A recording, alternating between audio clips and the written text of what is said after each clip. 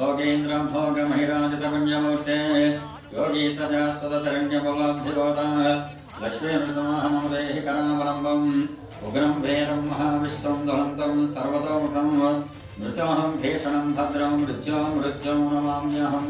श्रीमद्वयोनिधिनिकेतनचक्रपाणे भोगेन्द्रं भोगमहिराजितपुण्यमूर्ते योगी सजास्वतशरण्यभवाब्धिरोधः लक्ष्मीनृसिंहमदेहि करावलम्बम्।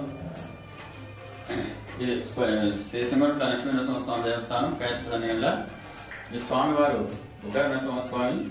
పూర్వం ఈ స్వామివారు పుట్టలో ఉండేవాడు. తర్వాత ప్రతిరోజు అడవికి మేతకు ఆవులు రావటం, మేకలు ఎన్ని వస్తుంటాయి కదా.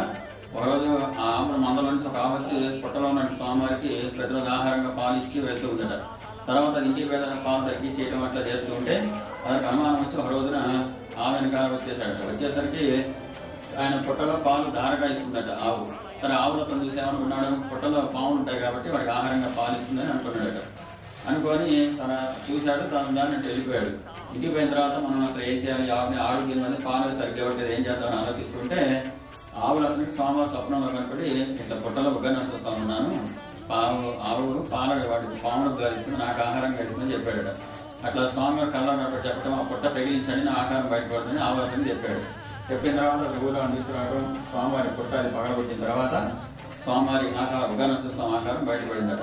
తర్వాత స్వామివారి కోనేరు పవిత్రమైన జలం 360 రోజులు ఉంటాయి నీళ్లు కూడా.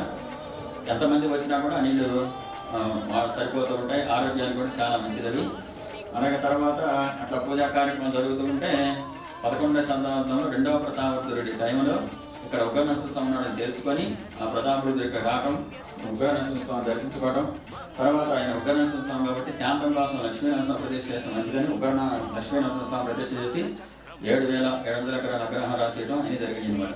మేము ఇక్కడ అర్చకత్వం చేపట్టి కూడా 4 తరాలు అవుతుంది. మా తాతల ముత్తాతల నుంచి కూడా. మొదట్లో మేము అడవిలో సన్నిహించి 4 కిలోమీటర్లు నడిచి వచ్చేవాళ్ళం. అలాగే మా వెనకాల అప్పుడు అయ్యగారికి తోడుగా ఒక బోయవాళ్ళు కూడా రోజుకు 1 వంతుల వారికి వచ్చే విధంగా ఏర్పాటు చేశారు. అట్లా ఆ విధంగా స్వామివారికి పూజలు చేస్తున్నాం 5 తరాల నుంచి. ఒక 15-20-40 ఏళ్ల క్రితం శ్రీచక్రాసనం పడడం. అలాగే స్వామివారి దీనికి అనుసంధానం మీద పూర్వం అడిగి కాబట్టి ఊర్లో మళ్ళీ విగ్రహాలు స్వామిని ప్రతిష్ఠ చేసి ఒక గుడి కట్టారనమాట.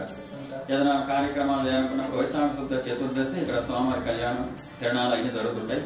ఆ రోజు విగ్రహానికి తీసుకురావడం, కళ్యాణం చేయడం, మళ్ళా ఊళ్ళో చేర్చడం, అసలు రోజు గ్రామోత్సవ కార్యక్రమం జరుగుతాయి. అలాగే ఇప్పుడు ప్రతి శనివారం అన్నదానం, ప్రతి నెలలో 2వ శనివారం శాంతి కళ్యాణం, అలాగే తొలి ఏకాదశి, ముక్కోటి ఏకాదశి రోజున అవసరగ్రహం తీసుకొచ్చి ఇక్కడ ఉత్తర ద్వాదశి కార్యక్రమాలు, ఇవన్నీ కూడా ప్రతి స్వాతి నక్షత్రానికి శ్రీచక్రాసన సౌజన్యంతో సుదర్శన కార్యక్రమాలు, ఇవన్నీ కూడా ఎంతో వైభవంగా జరపబడుతున్నాయి.